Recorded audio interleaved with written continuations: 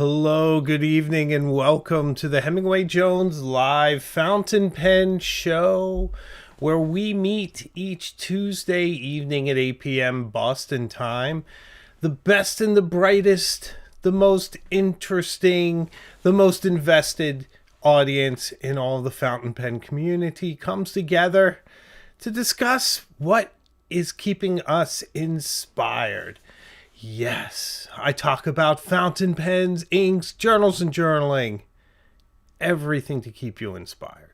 So welcome. We have quite a fun show for you this evening. Yes, we are talking about that endless path, the endless quest in fountain pens and what drives it all from one pen to the next, and where curiosity leads us. We will be getting to that very soon. I don't want to waste too much time before we get to the main topic because it's big and it will eat up much of the show. So stay tuned. Thanks for all the likes. I see them flying by.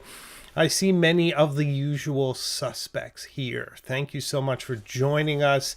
And if you watch regularly, I do humbly ask that you subscribe. I'd love to have you on this journey with us. I promise you we go to some amazing and interesting places, and I won't bore you. That is my bar. I challenge myself to be interesting, original, to give you a fresh perspective, and to give you some interesting and entertaining videos. And this week, on Thursday, we have one on Namiki. Namiki is probably a brand that doesn't get spoken about enough on this channel. So this week is very exciting. It's why Namiki is a god tier fountain pen. So you have all your various tiers, and then you have the god tier. So why is Namiki there? Which pen? What will you learn? It won't just be about a fountain pen.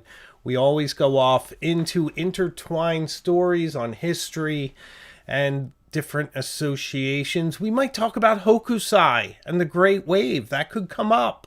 I wouldn't be surprised. It could easily come up. So learn a little, have a little entertainment, and enjoy that. I think you'll like it. And what was next week's? Next week's is fun too, and I've already forgotten. Yes, you're going to love next week's.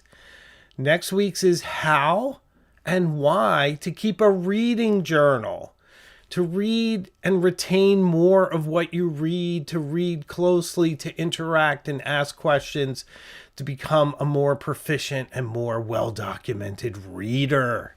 Yes, that should be a lot of fun too, guys. Always mix in a little journalism. Not journalism. I guess in a way it's journalism when I investigate various things, but I meant journaling. We do some journaling. We do some fountain pens. We do some stationery. We do a bit of travel, culture. It's a very well-rounded channel, I'd like to think, but you guys let me know what you like, and I will do it. So, okay. So I want to talk about a few things. One thing I'd like to talk about is today in the United States of America, it's Veterans Day. So my heart and gratitude goes out to all the veterans out there that gave up a big part of their lives to serve their country. Thank you very much.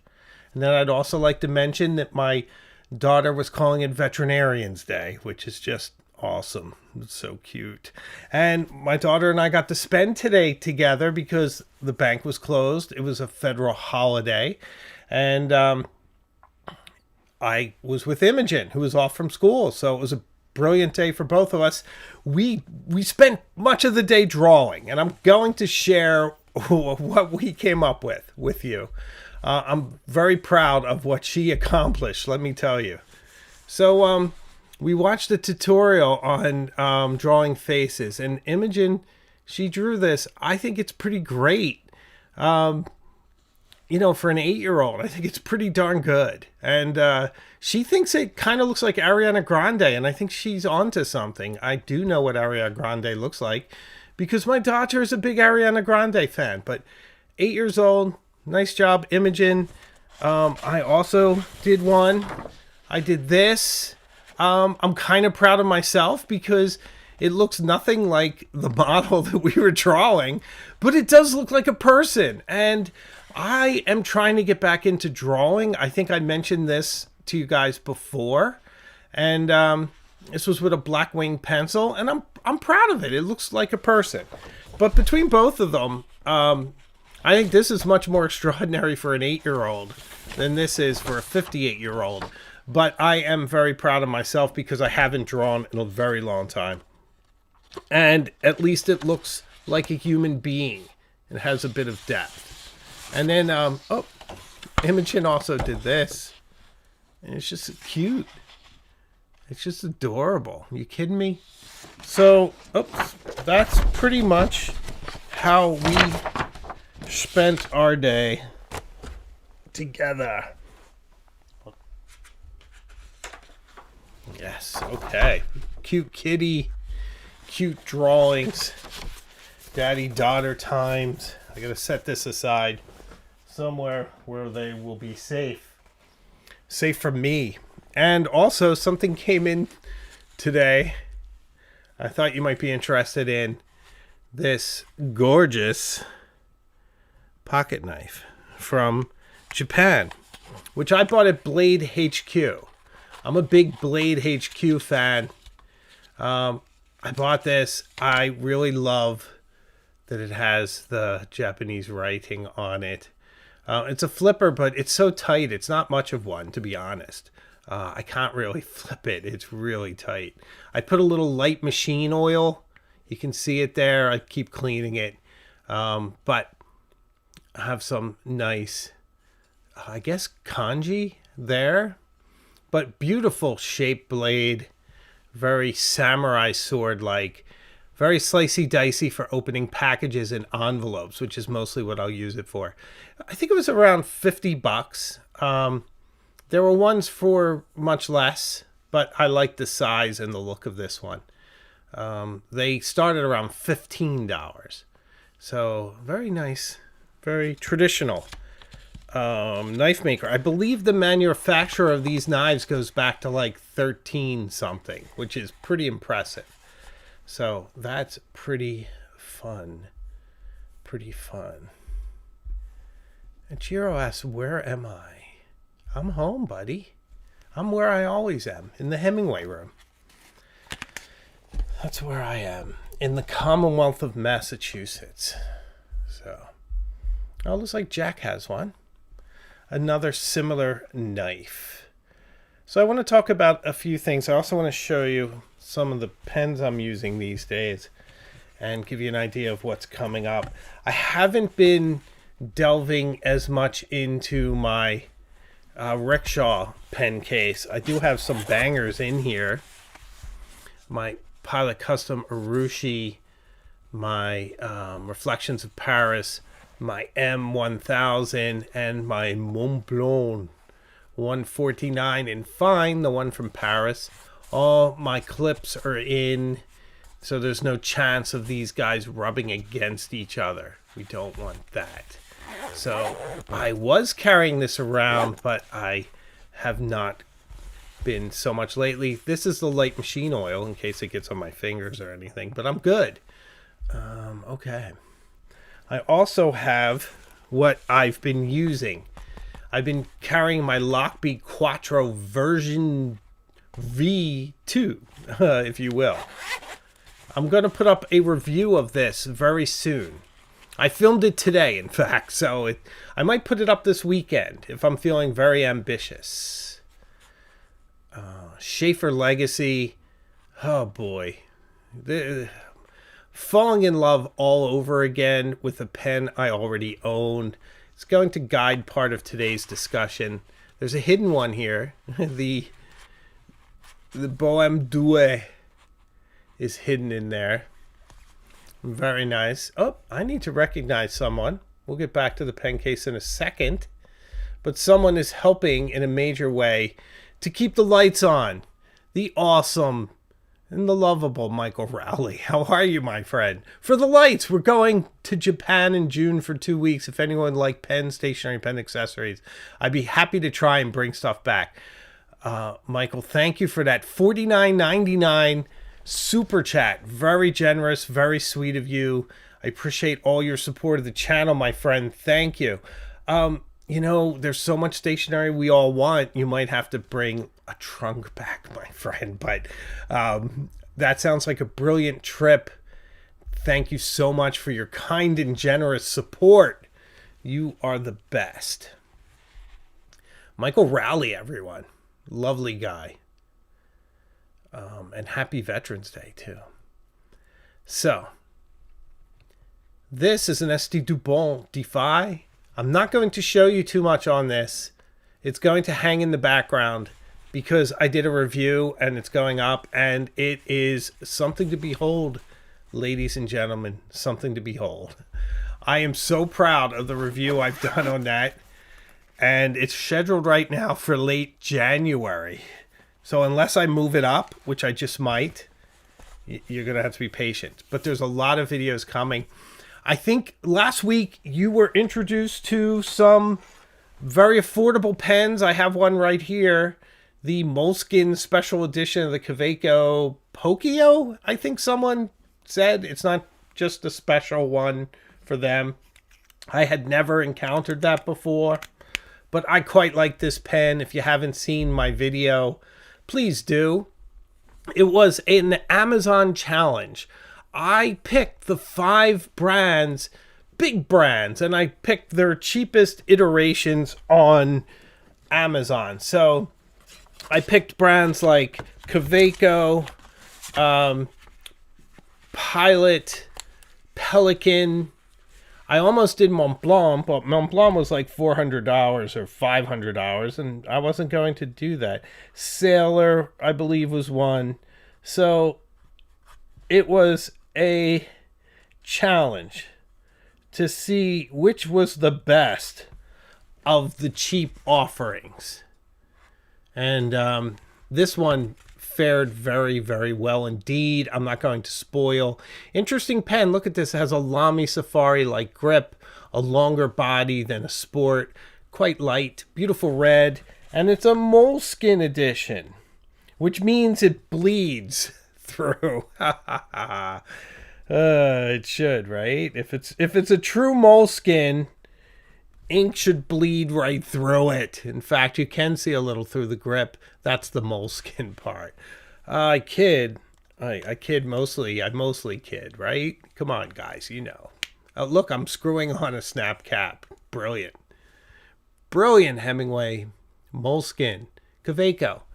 I love this pen. That's why it's still on my desk. I filmed that probably well over a month ago, but it's still on my desk because I really like it. Jack liked it. Jack has good taste, obviously. Moschini. I like that. Like a man. I like it. Very funny. Well done. So, yep.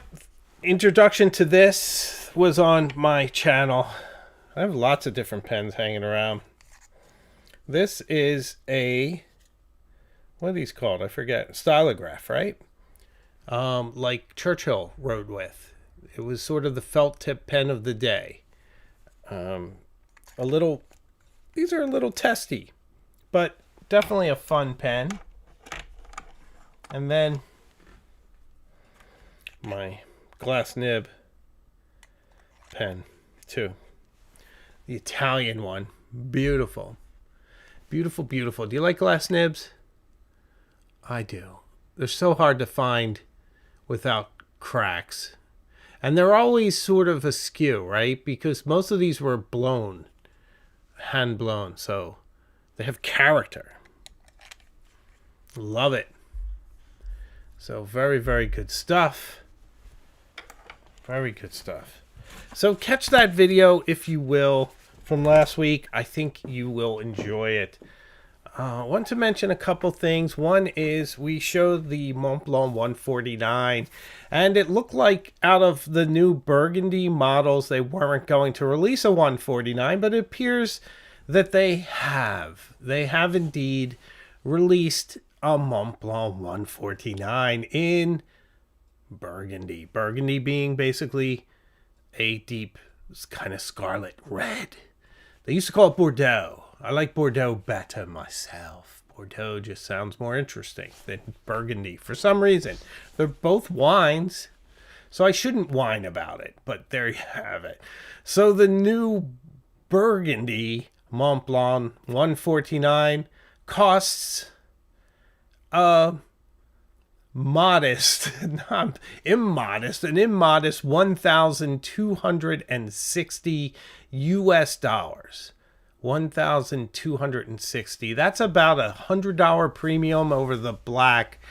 I've heard rumors that the red precious resin, which I translate as proprietary resin rather than precious, but regardless, that the red version is a bit more brittle than the black, and that's why it's a little bit of a rarer beast.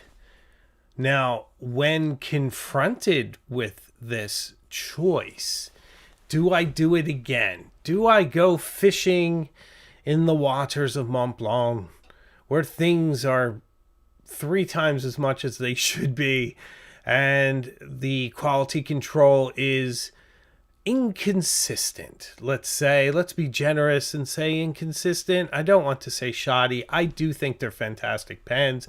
It's certainly better if you buy one and then you have a pen show you can go to so someone can work on your nib for you. Do I want to risk $1,260 of hard-earned treasure on a Burgundy Montblanc at this state and time? No, I do not. And I'll tell you, there's a couple reasons. And it may surprise you, and this is going to kind of transition us into where we're going with this conversation in regards to how we seek out and why we buy new pens. So, this is definitely hitting me in all my feels. I love the deep red color, but I do have one. I have a 147 in Bordeaux that a listener generously did a swap with me, where I was so much in the beneficial area of it to me that I kept saying, no, you don't want to do that. And then they convinced me that they really wanted the other pen I had. And I did it, and they were very pleased. And they were very generous, lovely people. You know who you are. Thank you. And I love the dimensions of the 146. As much as I love the 149, I do have kind of big mitts, so I feel like it suits my hand, and I think that's a really big part of how you should sometimes approach fountain pens, is not so much this pen is famous or this pen is desirable or some influencer has it, so I need it. And that goes for me too sometimes. But does it suit me? Does it suit my hands? Does it suit my needs? And as much as I like the 149, and I do, I think the 146 is just perfection. There's this sort of, I don't even know how to describe it. It's like this feeling of unity with my hand and that pen. And not just the 146, but any pen that's similar in its dimensions. A Sailor 1911L, for instance, feels that way in my hand. A Montblanc 147, it just has this perfection. It's just such a perfect extension. The 149 is fantastic. I love it. It's dramatic. It's got a great nib. It's a little thicker. That's comfortable for me. I have bigger hands. But it doesn't quite have that same hand feel. Feel in hand with hyphens. Feel in hand. But still, the Burgundy one was very, very tempting. But I have to follow my instincts, as I often do, and ask myself, what is it that I really want out of my next pen purchases? What is it giving me? And it has to give me something interesting and something sort of original. And sure, I could spin it that the color is enough. And perhaps the color is enough. It's a fairly rare beast. I don't know how long they'll produce them. I think they're already sold out online, but you can get them at the boutiques fairly easily right now. So it probably won't be that way in 6 months. I don't know. So lust for color, is it enough for me to put out that much money when my last few interactions with Montblanc didn't have the best outcome in regard to the nib and the nib performance? I don't think so. I just think it's too much. If someone said to me, and actually somebody has said this to me recently, they asked me, out of every fountain pen you own, which is the smoothest? Just pure smooth. And I would have to run down a few with you, okay? The Pelikan M1000 is wicked smooth. Absolutely incredibly smooth. But it also has a bit of rosin on string feel, a bit of humming, like a bow being drawn sensually across the strings of a violin in the moments before it bursts into a Vivaldi concerto. So you do get a bit of that transmitter, that beautiful interchange between the nib and any little irregularity that you may not be able to perceive on the paper, but the nib does. It gives you that. Still, brilliantly smooth. The Montblanc 149, also incredibly smooth. Great ink flow. There's a few new ones that I have that are incredibly smooth, but we're going to have to leave that for another day, because I don't want to tip my hand on some of what's coming. The Pilot Custom 823 is very smooth, but once again, you get that conversation, that sort of polygraph of the nib transmitting information while you write. If you want complete buttery smooth where you barely feel anything but the incredible slide of ink as your nib trowels its way across the page, there is one pen I have that is miles above all others. Does anyone know who it is? Does anyone know which? I see a lot of guesses out there, but you're all wrong, I'm afraid. No, it's not the Pilot Custom Urushi either. The Urushi is so smooth, it is. But you still get a bit of chatter between the paper and the nib. And I like that. So don't get me wrong. I'm not always in the mood for pure, sliding and smooth, slippery intensity. Sometimes I want to have a little more fight between my nib and the paper, but I haven't seen anyone guess it. I do want to thank Mary for the $5 super chat.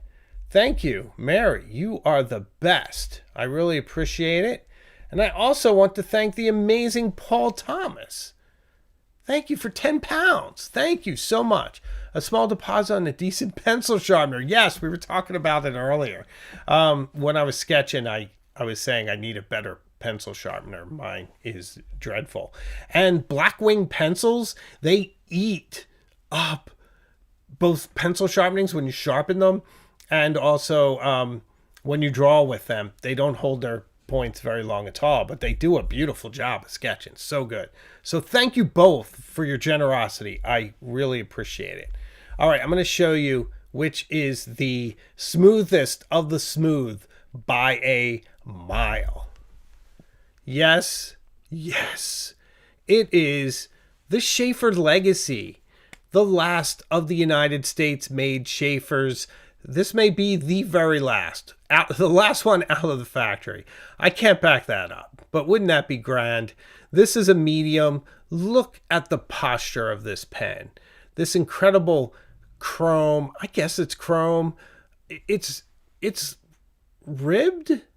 Yeah, probably. I wouldn't go with fluted. I guess I could say that. Has this interesting rib here. Not rib. Let's call it a gasket to hold the cap on. Very, very elegant solution to the snap cap. Nothing protruding. Beautiful inlaid nib. Sheaffer. Beautiful grip.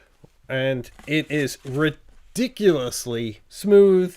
Let's see if I misspell Sheaffer again. It is sort of a tradition with me. I think that's an E. Oh, yes.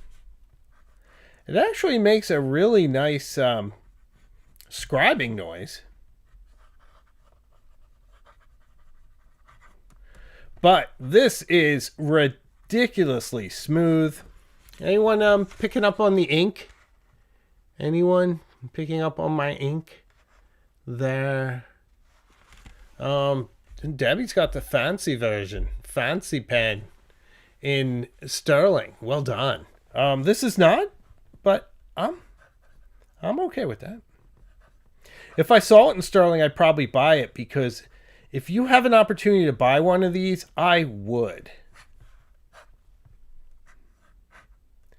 These go anywhere from 3 to 500. I would try to keep it to 3, but you get an 18 karat gold nib. It's inlaid. It's aggressive. It's gorgeous. I mean, look at that. It is beautiful. And I would suggest you buy this rather than any Montblanc. I really would. Get this. It's more enjoyable. It's more unique. It's interesting design. It feels very Art Deco. I love this thing.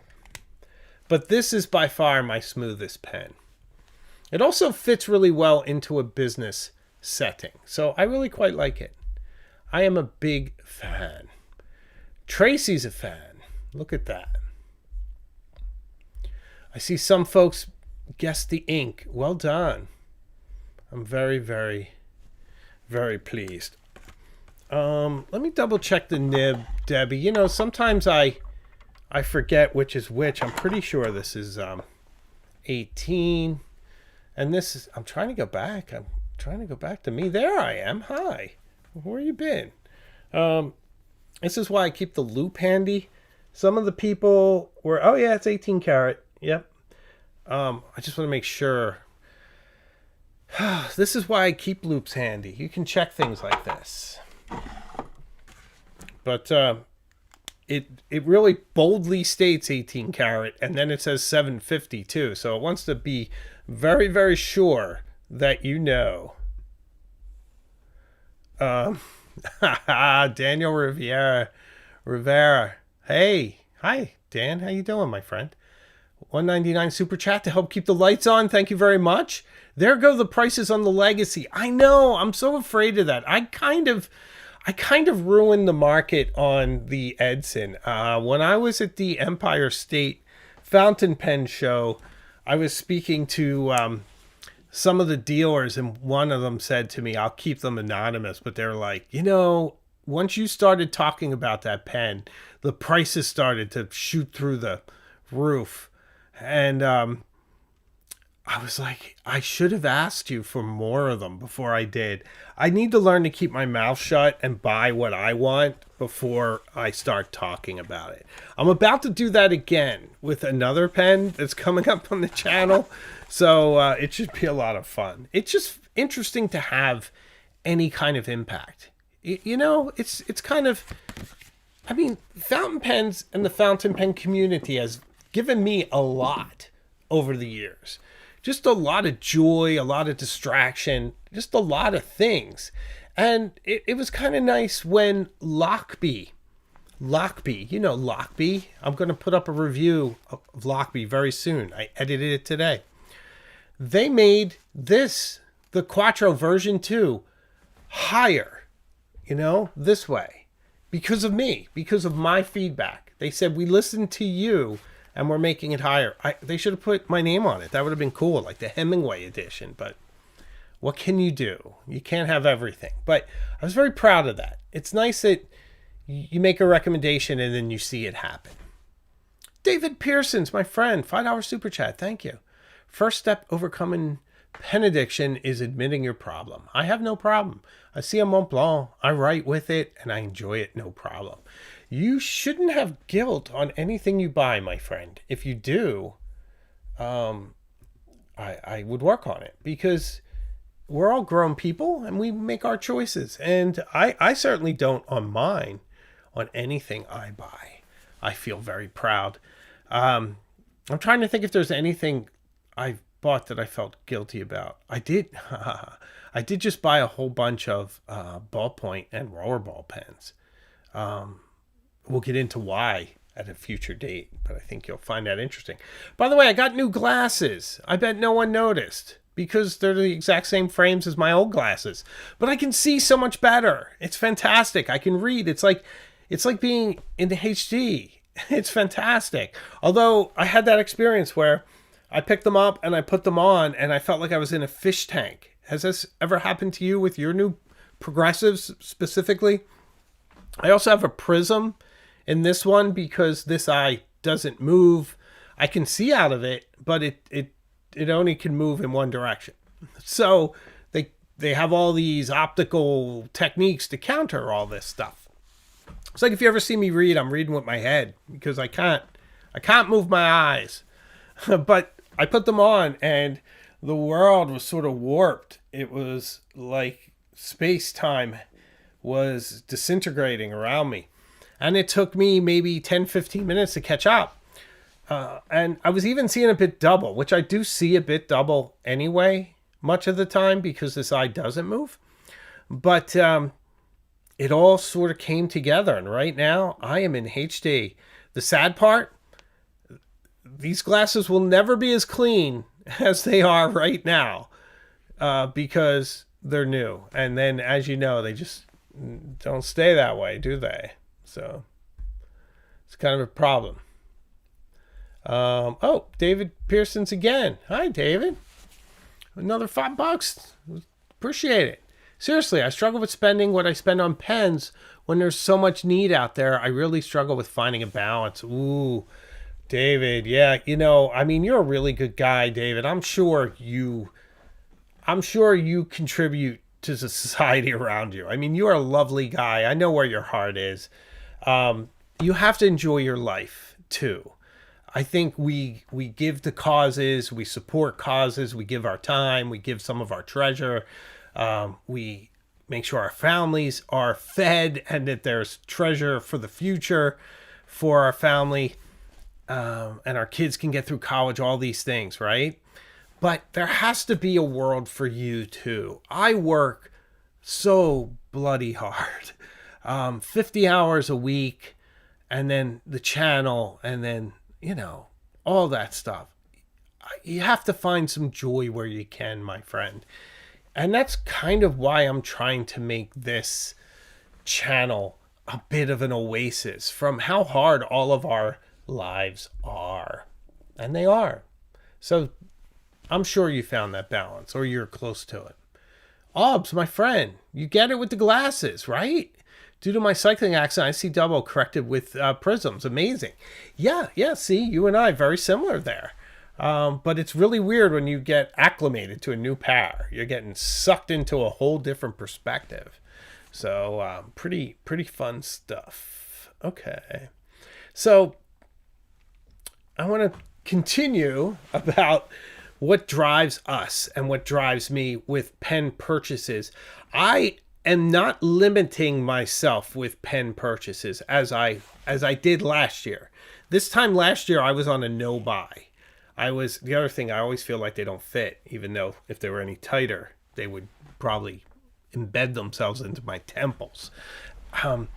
This time last year, I was on a no buy that would continue into like March or April. I was gifted by J.R. Diaz a gorgeous safari, which I appreciate and I love to this day. And then I think I bought one other pen for like 6 months. I am not on that route this year. I have bought quite a few pens, but they tend to be a bit more modest. They're more interesting and inexpensive. I have that M2 here. I can't reach it now. It's actually behind my computer. That's one I had hoped to get to. There was a gentleman that won the cannoli giveaway from Inky, and he said he was going to use it on that pen, so I bought it. I thought I'd do a review and tie it all together, but then we never heard from him again. He's still out there somewhere. Very sad. But we had another winner, and she got hers, I believe, yesterday, which is brilliant. But for me, I'm still following my curiosity, and I am still looking for new areas that I haven't discovered. And anytime you feel like you know everything there is to know, or have seen or touched everything, fountain pens have a way of coming up with new things you haven't considered. And not to mention, too, that I'm also really fascinated by notebooks and journals and inks. The door's open again for inks. I am really interested. I don't want to buy inks I'm not going to use. So that makes me a little less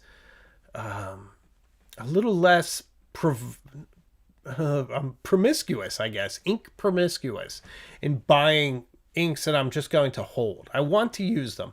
I saw, is it Ackerman that does Ghost Ship? Let me know, guys. That one I saw in a letter. Who wrote it? It's already, I can't tie the ink to the person, forgive me. But the ink was gorgeous, and I was like, ooh, that's very nice. I started using writer's blood again, and Den Haag, as I mentioned last week, and some other things. Emerald de Chevaux is one that I hadn't used before.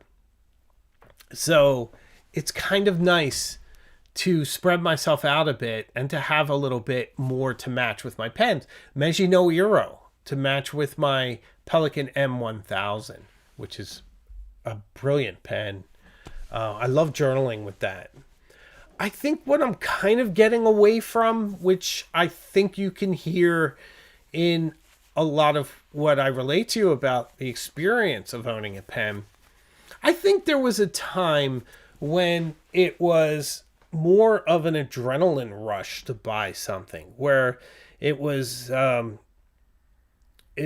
like a dopamine fix, the thrill of the hunt, the wait for it to come, and then I would write with it, and I would almost be bored of it in a day or two. And I think I'm getting away from that. I feel now where the regret goes the other way. It's where I just have so many pens that are interesting that I wish I had more hands and more selves. If I could multiply myself to write with all my favorite pens. I've been writing with my Egyptomania quite a bit, and that was like falling in love again. And my PC Urushi is hard to put down. I love that pen. But I have one now, my Sheaffer Legacy, and another one that I'm writing with quite a bit, that I sought them out. Not the Legacy, but the other one, the St. Dupont, which I can't wait for you to see my review.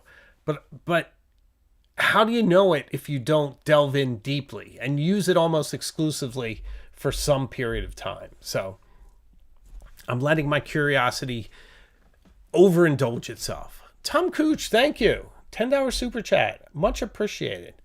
Thank you. You know, this is great. I can actually read the comments clearly with my glasses. I mean, you know, I've said this many times, and I believe it to be very true. I don't buy things to be cool. I feel like I am me, and the things that I attract are part of my aesthetic and worldview. And so any association that they have is conferred on them by me, you know? And often that's sort of how I view pens. I like the narrative. I like heritage. I like a story. If I don't find a story, I can't do a review. I have been approached by brands that I've had to say no to because they weren't particularly original and I couldn't really find a narrative there. I don't do a lot of Chinese pen reviews because it's hard to find a narrative. Not impossible, and maybe you need to work a little harder Tim to find one. But a lot of the brands and things, they don't have their art history. I mean, Hero has a fantastic history. Really interesting, that goes back pretty far. My wife has a beautiful vintage Hero pen that I lust after. I think it's Chinoiserie. It's really, really amazing. Probably pronouncing that wrong. Feel free to make fun of me in the comments. I like a good story. I love a pen that reflects an artist, like Namiki. You're going to see one this week. It's a nice way to tell a story, intertwine the story of an artist, a work, and a fountain pen. I love doing stuff like that. I hope you like this video that's coming this week. Marcus Souza, my man, $30. Thank you so much. Good night, everyone. Oh, he's taking off. Just in my work hours, it's rare to have time to participate here. It's great to have you here, Marcus. You are the best. And thank you for your generosity. It means the world to me, and I appreciate it. And it helps to keep me motivated and the channel lights on. So thank you. Thank you to all the super chatters. You guys are great.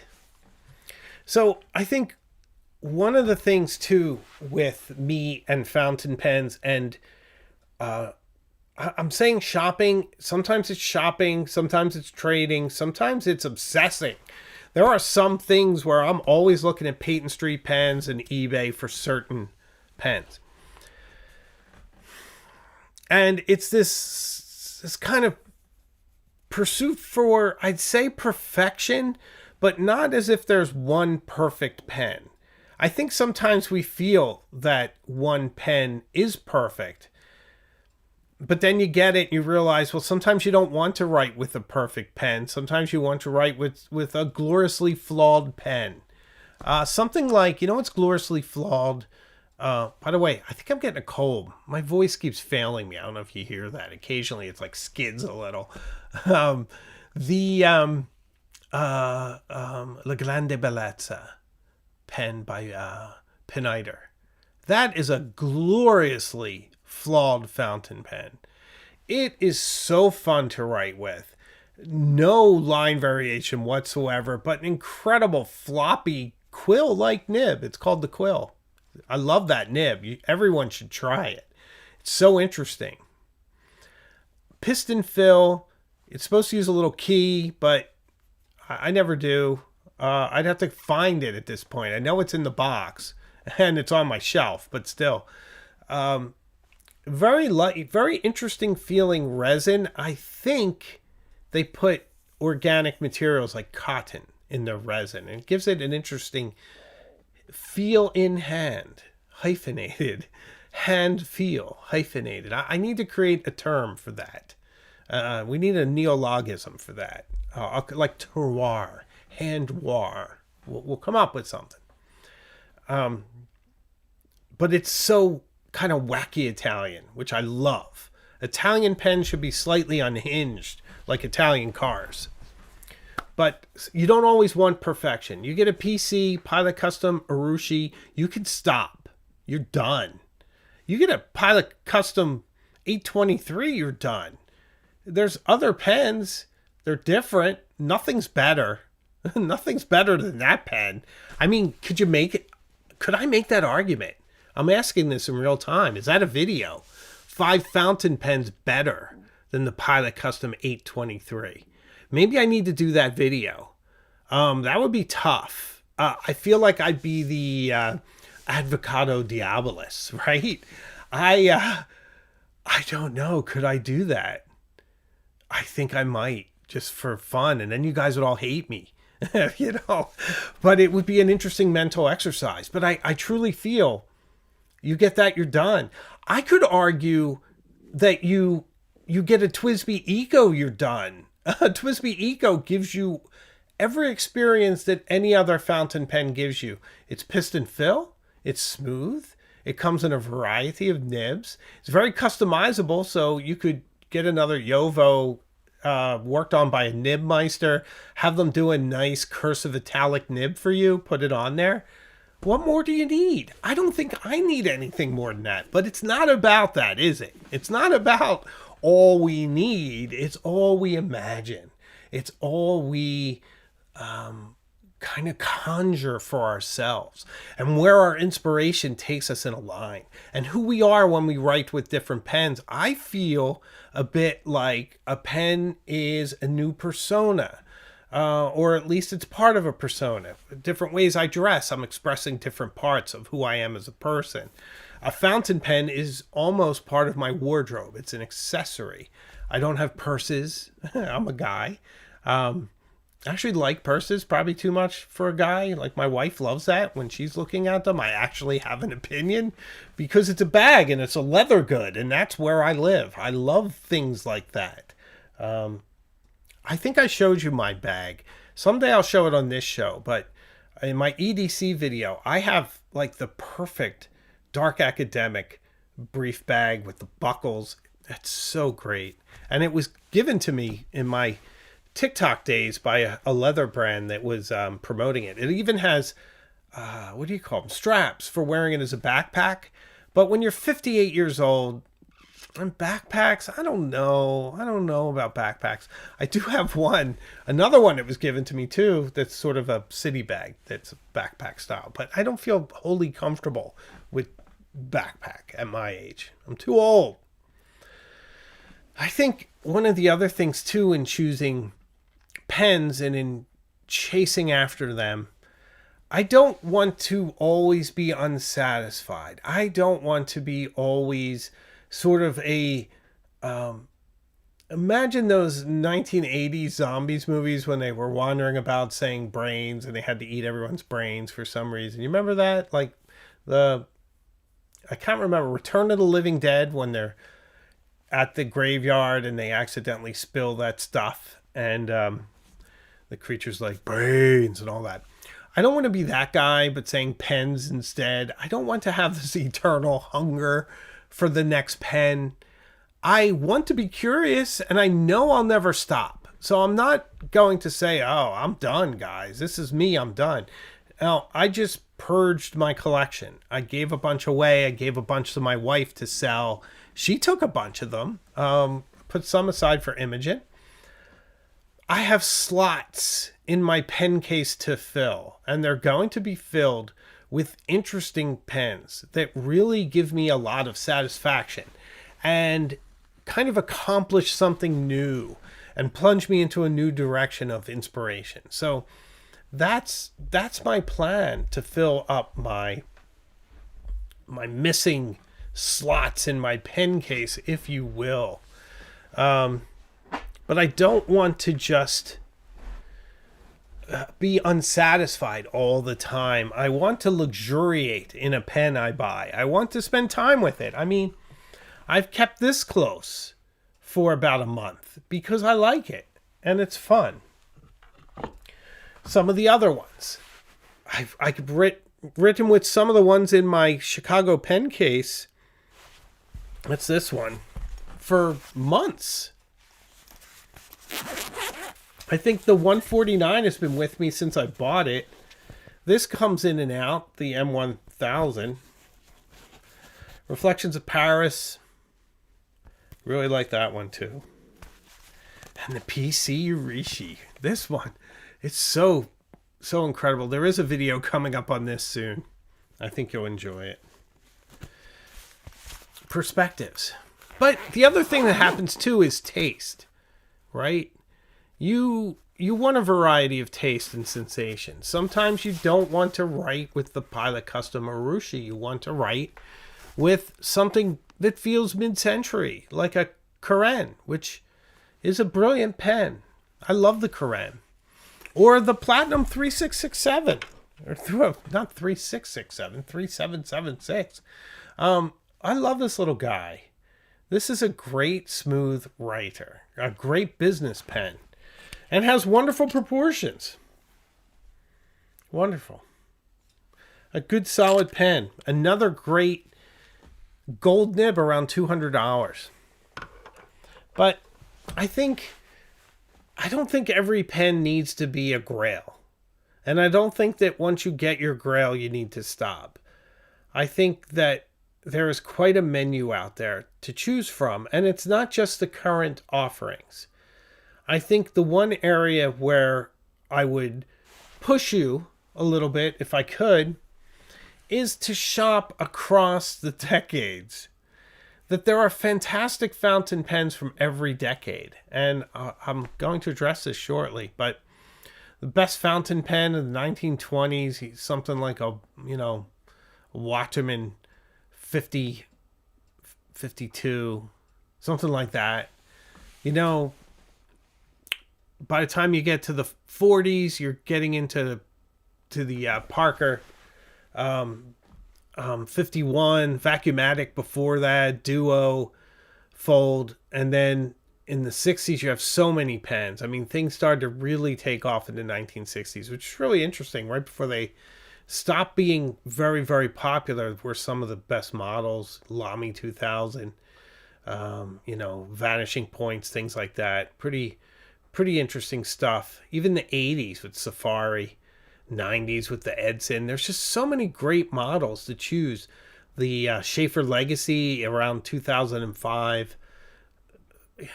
So many stellar pens. Even the Montblanc Hemingway from 1999, if you have a spare 3000. There are so many pens to choose from across the years. So don't limit yourself just to the current offerings. Although I think it's a great time to buy a fountain pen. I do. I think maybe flex nibs, they're kind of getting back to where they were 100 years ago. Magna Carta does a great job, although for the same price of a Magna Carta Mag 600, you could buy easily a Watchman 5 or 52 or 52 and a half with an ideal flexi nib. Easily for that money. And have kind of a better experience, to be honest. So that's another reason, if you weigh it across the centuries, where my passions are, if it's flex nibs or something else. That's just how I feel. J1 Hampton, this is good therapy, HJ. Thank you. I appreciate that. I'm someone who needs a lot of therapy. I need a lot of distraction, and I need a lot of balance in my life, I think. Hopefully I'm helping you guys too to achieve some of it. It's not easy. So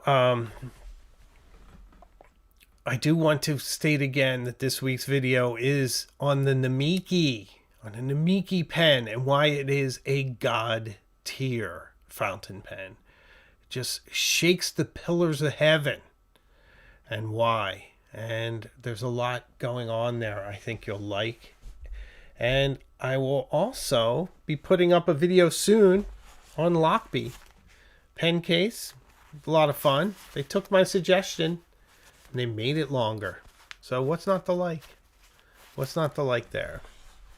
Pretty impressed with that. There's also some really interesting things coming up on the channel. We are going to some really interesting directions and places. I wish I could tell you, but we're going to go into areas of we're always staying in stationery, so don't worry about that. It's always fountain pens, inks, journals, and journaling, but we're going to get some more journaling secrets from some interesting places. We're going to do some more handwriting. We're going to look at inks again, maybe within a certain aesthetic, perhaps, that you all seem to enjoy. I know I do. So there's really a lot of fun stuff coming up. I do want to take a moment to thank John Manuel and Kurt Geisinger, who are helping me with the Pen Pal list. So the Pen Pal list was redone.